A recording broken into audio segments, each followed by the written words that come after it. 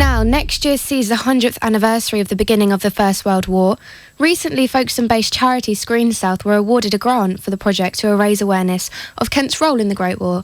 Academy FM's Dave Sharp spoke to Darrienne Price about the project. I'm joined by Darrienne Price from Screen South, an organisation that's based locally, and it's a charity. It helps a lot of people.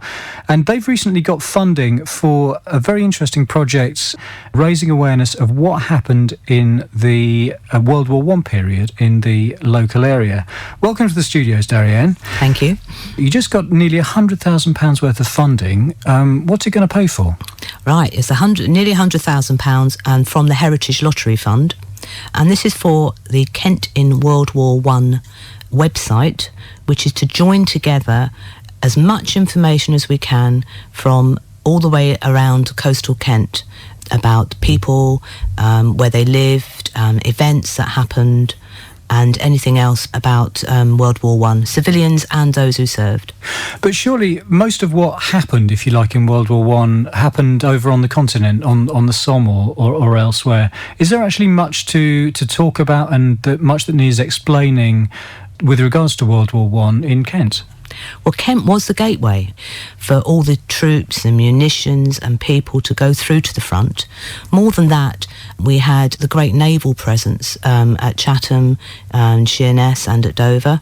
And also, obviously, the start of the Air Force. We started off with airships at Capel and up in East Church, and then we had the RAF. So actually, uniquely, Kent had the involvement of all three forces.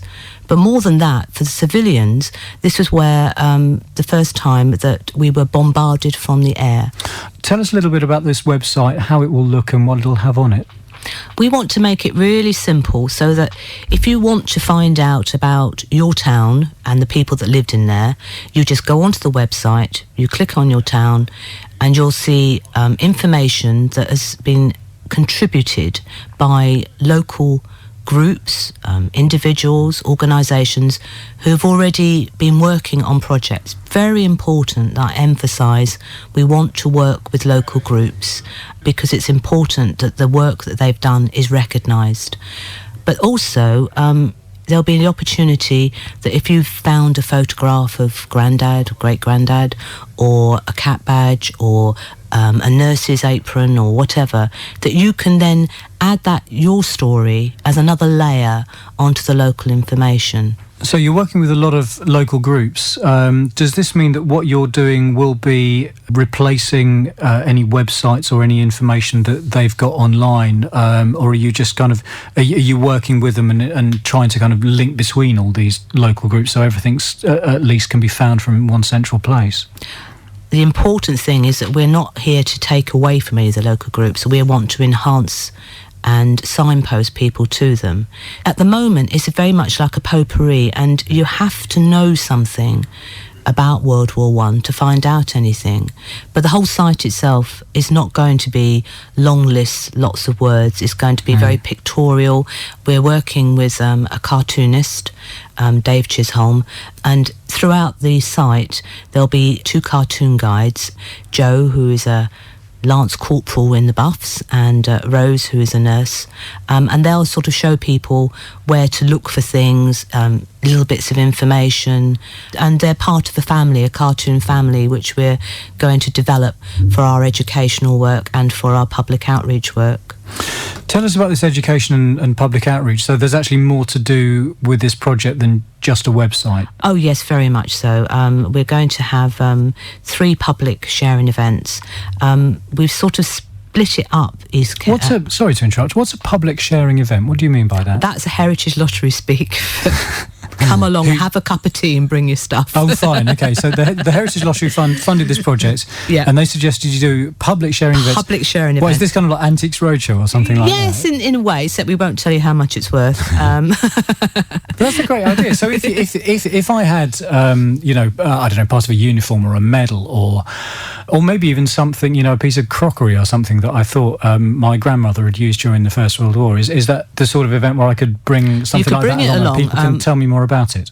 On our theme of working with the local community groups, the public sharing events, we're going to have the local groups there, representatives from, because they've all got their individual local expertise.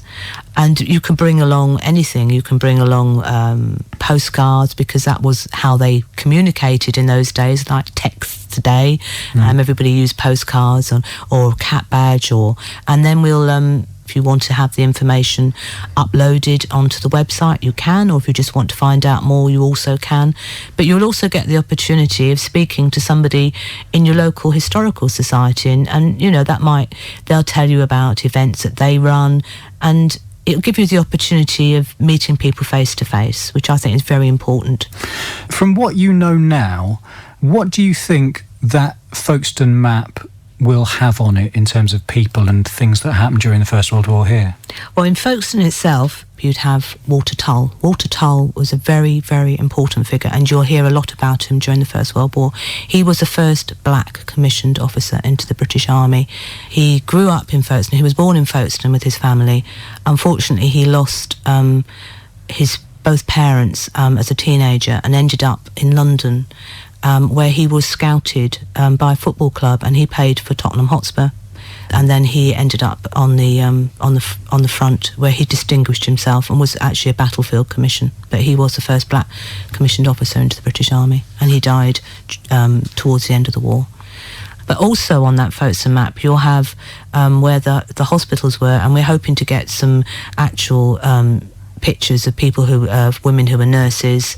You want to tell the story of the civilian community. You know, there was a land army, a women's land army in the First World War, which I don't think a lot of people know. Were any of those based locally? You'll have obviously where Shorncliffe Camp was, and the military hospital, which is not there anymore. So there'll be lots of different layers of things to look at.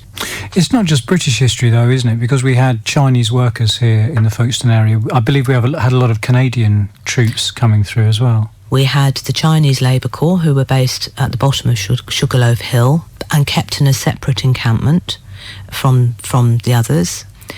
And they were brought in mainly to dig the trenches and towards the end of the war. And you can only imagine, in the days before radio and TV, what a cultural shock it must have been to them when they actually came here, because they had no idea.